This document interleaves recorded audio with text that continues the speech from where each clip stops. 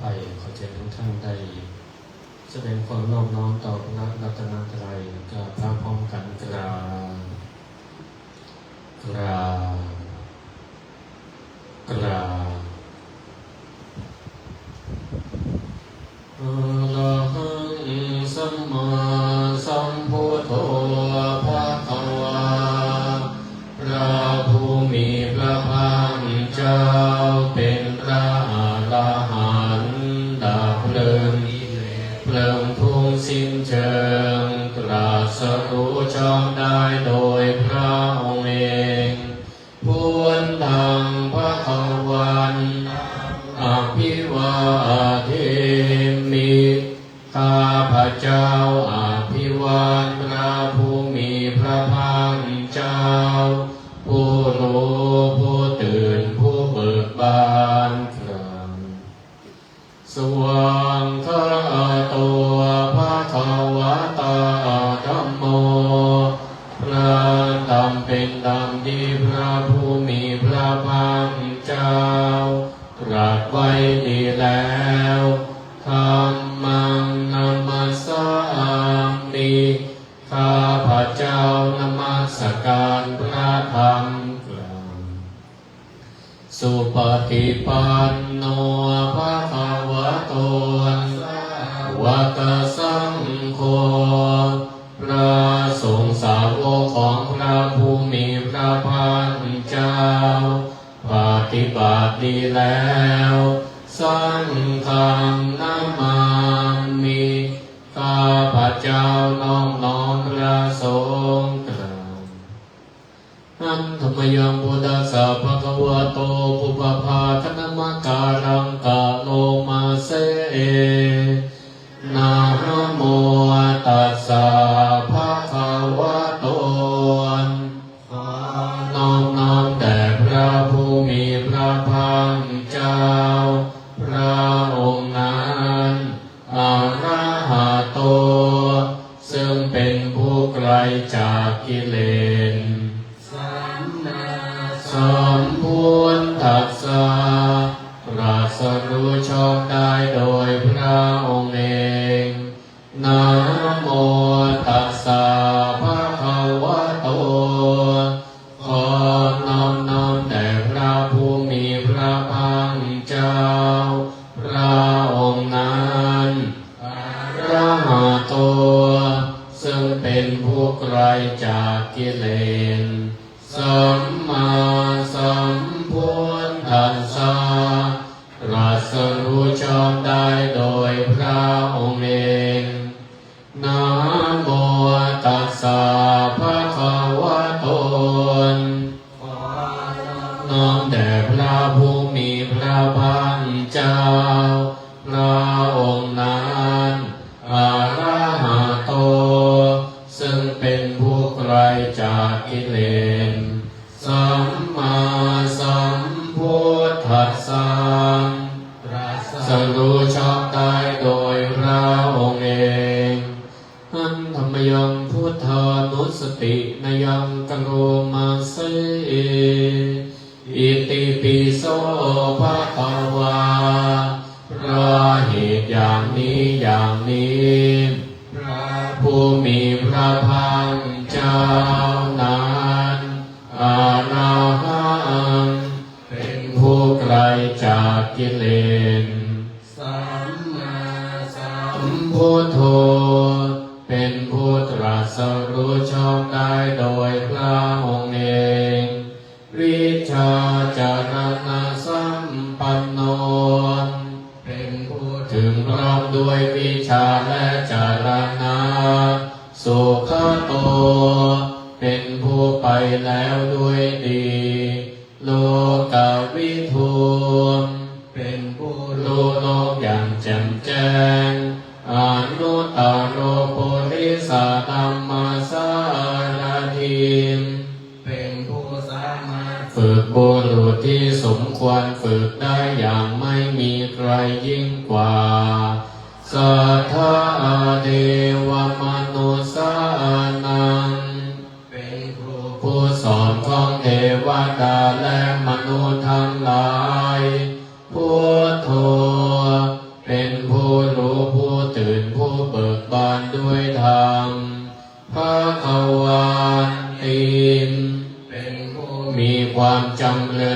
แนะคำสั่งสอนศาสตร์ดังนี้กายเยนะวะจายวเจตสาวานด้วยกายก็ดี ด้วยวาจาก็ดีด้วยใจก็ดีพุทเทกุกัมมังปะกตังมยายังกรรมนาติเตียนันใดข้าพเจ้าก ระทำแล้วในพระพุทธเจ้าพุทโธปฏิคันหาตูอัจจยันตังขอพระ พุทธเจ้าจงหมดซึ่งโทษล่วงเกินนานๆกาลันตะเลสังวริตุงวาพุทเทมเพื่อการสำรวมระวังในพระพุทธเจ้าในการต่อไปท่านธัมมยังธัมมานุสติยังกโรมาเสสวางคาโตภะคะวะตาธัมโมทำเป็นสิ่งที่พระผู้มีพระภาคเจ้าได้ตรัสไว้ดีแล้วสันทิฏฐิโกเป็นสิ่งที่ผู้ศึกษาและปฏิบัติพึงเห็นได้ด้วยตนเองกาลิโกเป็นสิ่งที่ปฏิบัติได้และให้ผลได้ไม่จำกัดการเอหิปัสสิโกเป็นสิ่งที่ควรกล่าวกับผู้อื่นว่าท่านจงมาดูเถิดโอปานายิโกเป็นสิ่งที่ควรน้อมเข้ามาใส่ตัวปัจจตังเวทิตาโพวิญโยหินติเป็นสิ่งที่ผู้รู้ก็รู้ได้เฉพาะตนดังนี้กายเยนะวาจายวเจตสาวานด้วยกายก็ดีด้วยวาจาก็ดีด้วยใจก็ดีธัมเมกุกัมมังปะกตังมยายังกรรมนาติเตียนนันใดที่ข้าพเจ้ากระทำแล้วในพระธรรม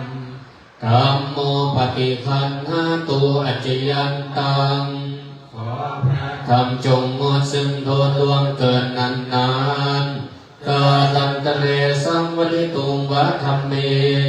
เพื่อการสำรวมระวังในพระธรรมในการต่อไปธัมมยังสังฆานุสตินยังกโรมาเสสุปฏิปันโนภะคะวะโตวะกสังโฆทรงสาวกของพระผู้มีพระภาคเจ้าหมู่ใดปฏิบัติดีแล้วโอชุปฏิปันโนสาวกสังโฆทรงสาวกของพระผู้มีพระภาคเจ้าหมู่ใดปฏิบัติตรงแล้วยายะปฏิปันโนตัวสาวกสังโฆทรงสาวกของพระผู้มีพระภาคเจ้าหมู่ใดปฏิบัติเพื่อรู้ธรรมออกจากทุกข์แล้วสามีจิปฏิปันโนตัวสาวกสังโฆสาวกของพระผู้มีพระภาคเจ้าหมู่ใดปฏิบัติยาทิทางได้แก่บุคคลเหล่านี้คือจัตตาริปุริสายุคา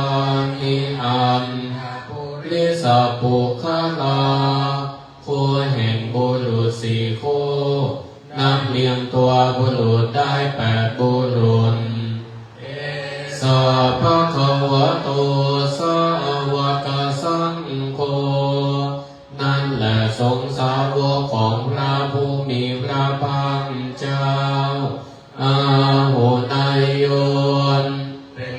ควรแก่สักการะที่เขานำมาบูชาปาหุนายโยนสักการ ลาที่เขาจัดไว้ต้อนรับทักขินายโยเป็นผู้ควรรับพระศีนาทานอัญชลีการนิโยเป็นผู้ที่บุคคลทั่วไปควรดังมัญชาลีอนุตตรังปุญญเขตังโลกัสสาติมเป็นเนื้อนาบุญของโลกไม่มีนาบุญอื่นยิ่งกว่าดังนี้กายเยนะวาจายวจิตาสาวันด้วยกายก็ดี ด้วยวาจาก็ดีด้วยใจก็ดีสังเคกุกัมมังปะกะตังมยายังกรรมนาติเตียนนั้นใดที่ข้าพเจ้ากระทำแล้วในพระสงฆ์สังโฆปฏิคันหาตุอัจจยันตังขอพระสงฆ์จงงดซึ่งโทษล่วงเกินนั้นนั้นทะเลสังวริตุงวาสังเคเพื่อการสำรวมระวังในพระสงฆ์ในการต่อไปอันธรรมยังอาภินาปัจเวคณาปาทังปนามาเสชาราดัมโมมีเรามีความแก่เป็นธรรมดาชารังอนาติโตร่วงพ้นความแก่ไปไม่ได้พยาธิธรรมโมหีเรามีความเจ็บไข้เป็นธรรมดาพยาดินานาติโตล่วงพ้นความเจ็บไข้ไปไม่ได้มรณะธรรมโมหินเรามีความตายเป็นธรรมดามรณังอนาติโตล่วงพ้นสัพเพหิเมปิเยหิมนาเปหินานาภาโววินาภาโวละเว้นเป็นต่างๆคือต้องพลัดพรากจากของรักของชอบใจทั้งปวงกรรมสโกมหีเรามีกรรมเป็นของตนกรรมดายาโทเป็นผู้รับผลของกรรมกรรมโยนิเป็นผู้มีกรรมเป็นกำเนิด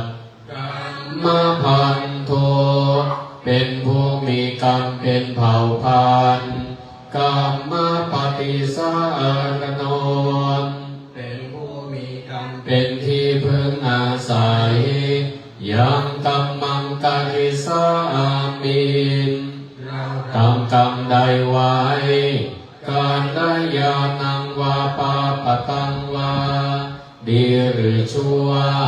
ตัสสะทายาโทภวิสามิจะเป็นผู้รับผลของกรรมนั้นเอวังอัมเหหิอาภินังปัจเจเวคิตพังทั้งหลายพึงพิจารณาเนืองๆอย่างนี้แลอันดัมยังสละพันเยนะพุทธมังคลัตคาทายโยพนามาเสพุทโธทิปะทังเสโทนิสิโนเจวะมันจิเมโกนดันโยปุภาภาเคจันทนายเยจักหันสโปสาลีปุนตนคิเนหารติเยอุปาริจังชิเมปิจานันโทพายัมเพจักขวัมปติโมคันลาโนจาโอตาเรม ปิจาราหุโนอิเมโคมังคาลาพุทธังสัพเพอิทาปฏิติตาวันติตาเตจามเมกะเลหิจะโปจิตาเอเตสังอานุภาเวนังสัพพสุทินภวันตุโนอินเจวะมาจันตนามันนายังนามันมาโนรัตานันตยังยังปุญญาภิสานังวิปุลังอาลาทังสานุภาเวนาตันตาลายโยเปิดหน้าสิบนะโมน้อมนามันสการจิตบานต่อพระกวาล้ำเลิศในทรงพระภาคเป็นนันงามมาระหันกิเลสสมุเฉดออกจากกามจากตัณหาสามโลกธรรมประการสัมมาสัมพุทธังเป็นพระโพธิญาณล่วงรู้ทุกกันดารเกิดทุกข์เป็นธรรมดา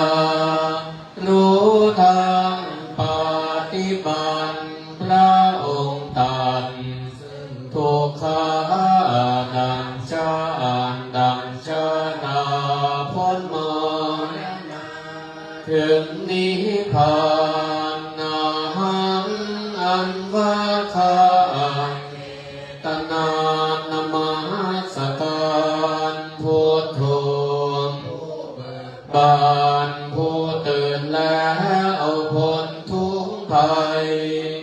รอบรู้คุณและโท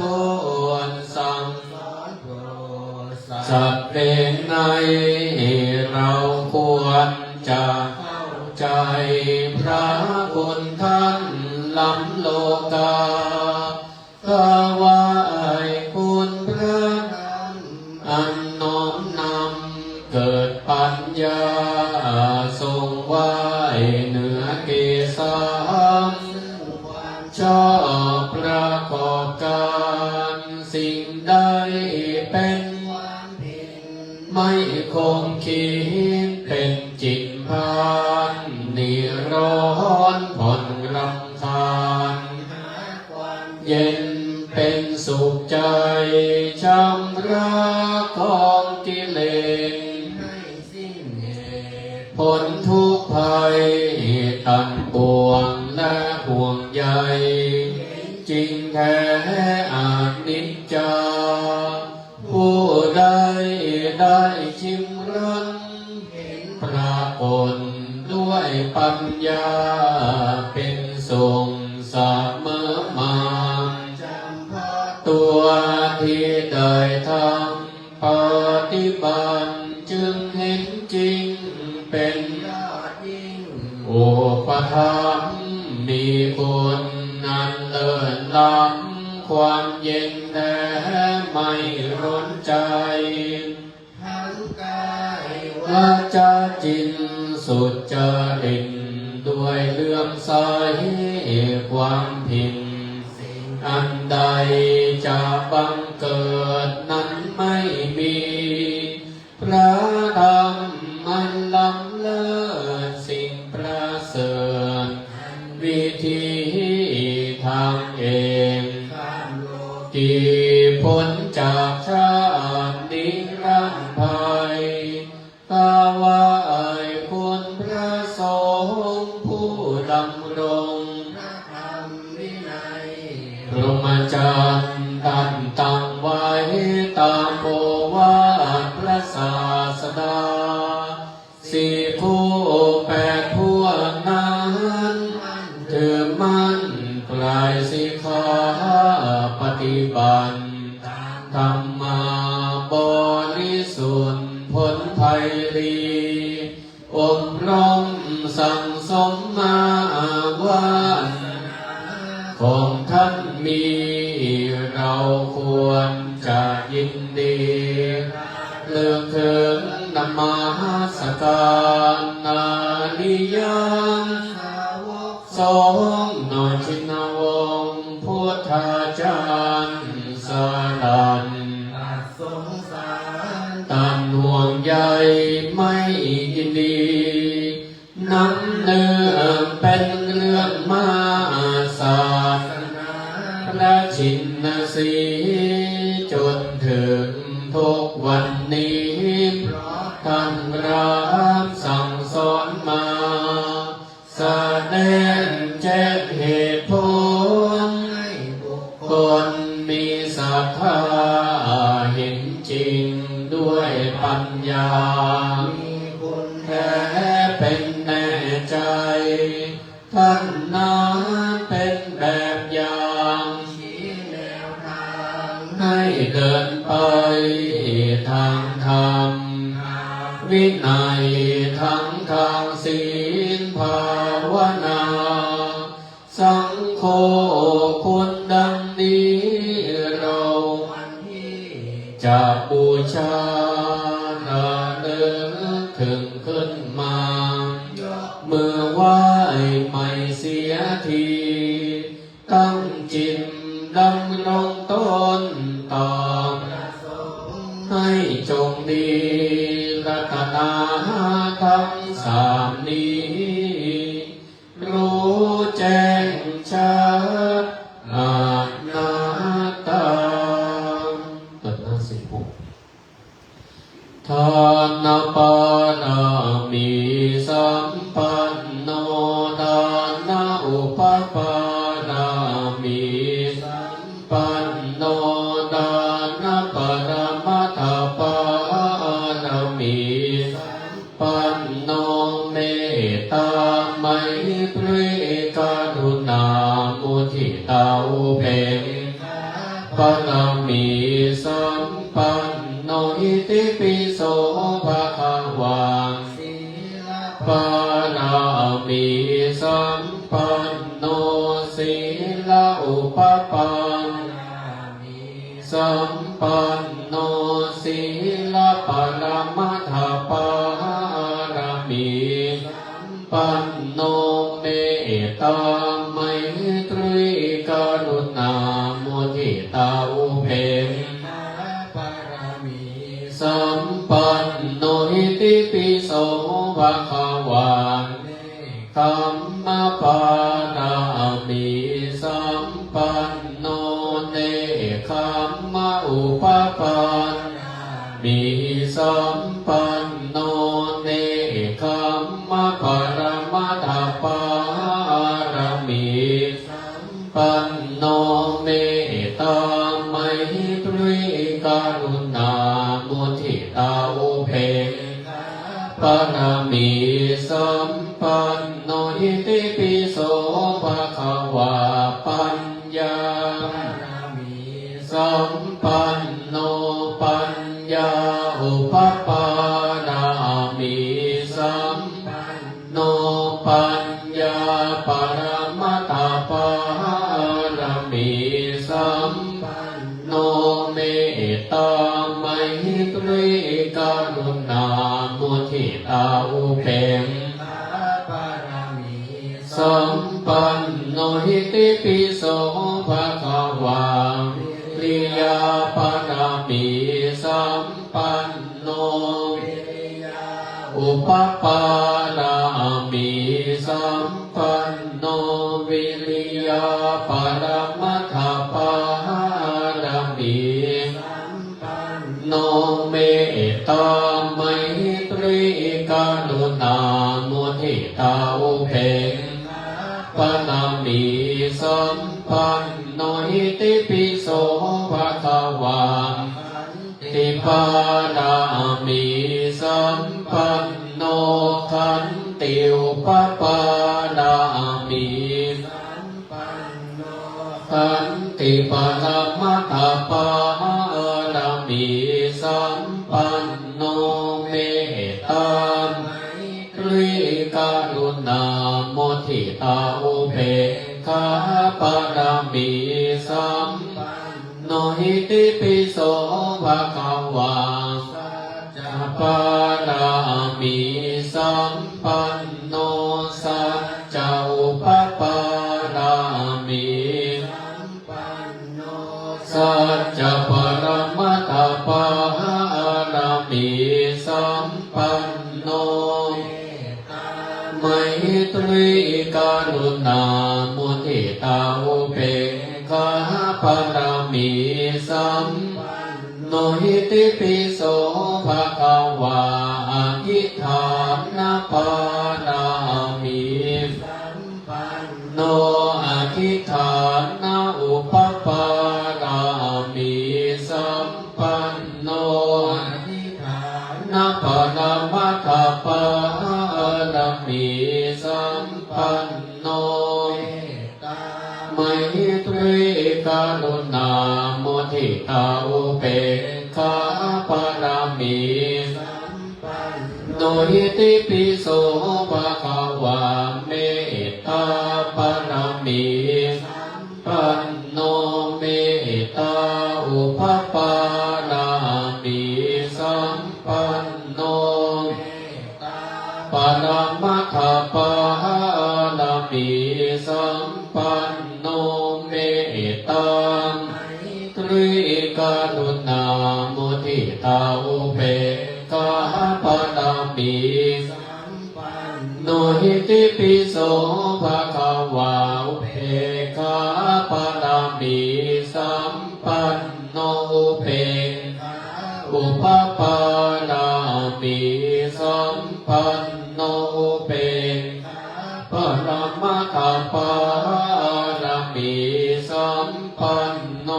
เมตตา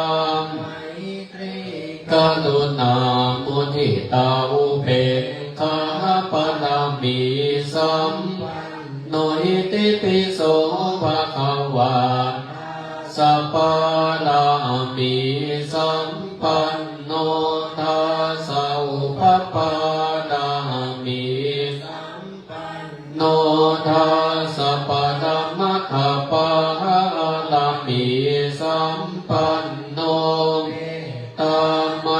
ตรีกรุณาโมทิตาอุเบกขาปนามิสัมปันโนหิติปิโสภะคะวาพุทธังสรณังคัจฉามิธัมมังสรณังคัจฉามิสังฆังสรณังคัจฉามินัมมามิหังเราทำวัดเสร็จแล้วต่อไปเป็นภาคสมาธิเจริญวิปัสสนาจัดท่านั่งให้เรียบร้อยตั้งกายตรงปนมมือกล่าวคำบริกรรมว่าตามอิมาหังพันเตภควาอัตตภาวังตุมหากังปริจจฉามิข้าแต่พระผู้มีพระภาคเจ้าผู้เจริญข้าพระพุทธเจ้าทั้งหลายขอน้อมถวายซึ่งอัตภาพร่างกายนี้แด่พระผู้มีพระภาคเจ้าด้วยการเจริญวิปัสสนากรรมฐานขอเอาซึ่งวิปัสสนาญาณและอริยมรรคญาณเจ้าดวงประเสริฐจงมาบังเกิดในขันธสันดานเป็นการนั่งภาวนานี้แด่เธอตดมือลงวางไว้บนตักมือขวาทับซ้ายตั้งกายให้ตรงดำรงสติให้มัน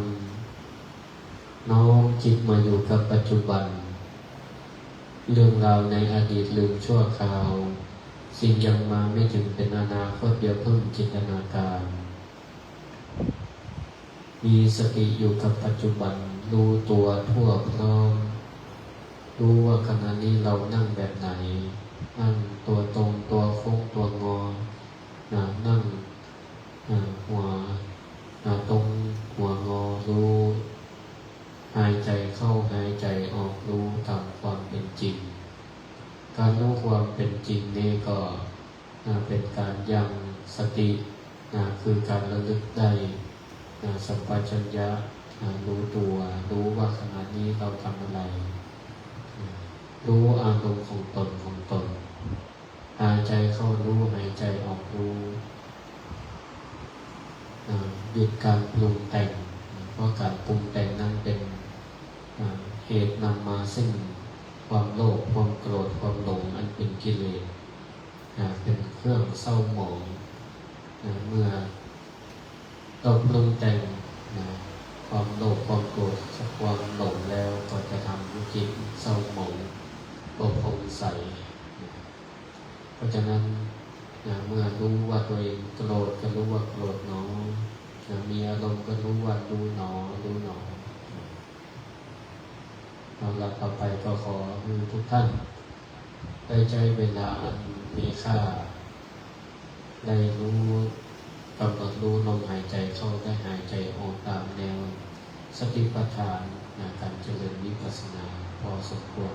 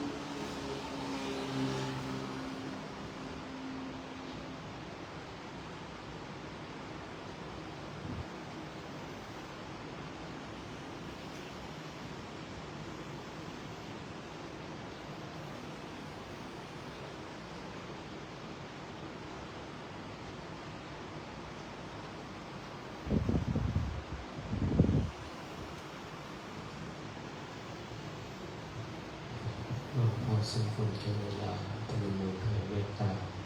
อาหังสุขิโตโหมิขอให้ข้าพเจ้ามีความสุขอาหังนิทุกโขโหมิขอให้ข้าพเจ้าปราศจากทุกข์อาหังอาเวโรโหมิขอให้ข้าพเจ้าปราศจากเป็นภัยอาหังอภยาปัจโชโหมิขอให้ข้าพเจ้าปราศจากความพยาบาทอาหังอานีโคโหมิขอให้ข้าพเจ้าปราศจากความลำบากสุขีอัตานังปริหารามิขอให้ข้าพเจ้ามีความสุขกายสุขใจรักษาตนให้พ้นจากทุกภัยทั้งสิ้นเถิดอีทางภาวนากัมมังนิพพานะปัจจโยโหตุเมนิจจัง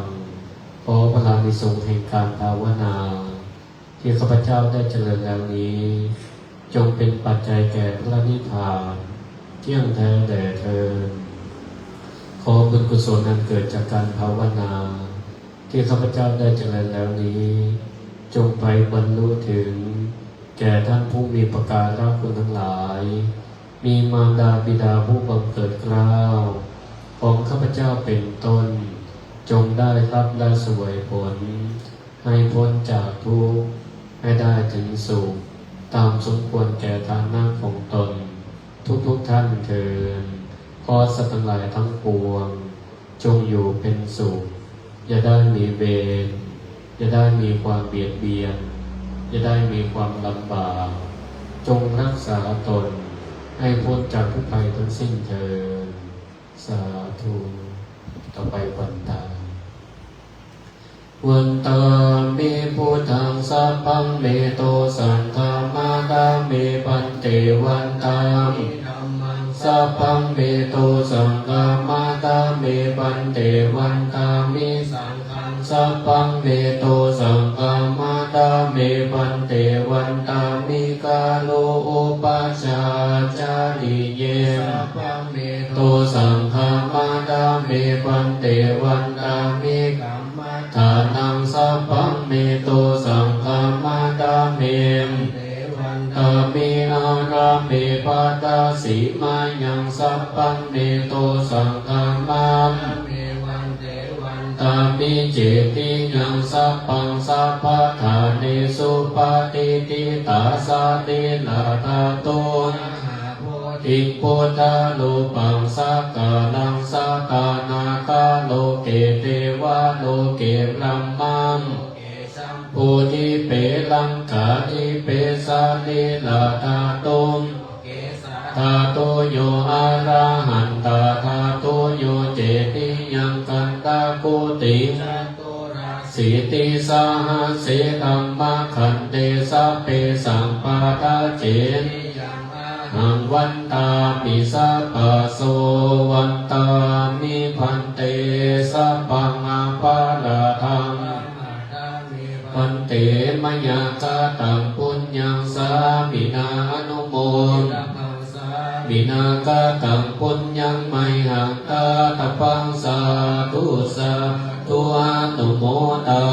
มิอะระหังสัมมาภะคะวาพุทธังภะคะวันตังอภิวาเทมิสวากขาโตภะคะวะตาธัมโมธัมมังนัมมัสสามิสุปฏิปันโนภะคะวะโตสาวกสังโฆสังฆังนามามิ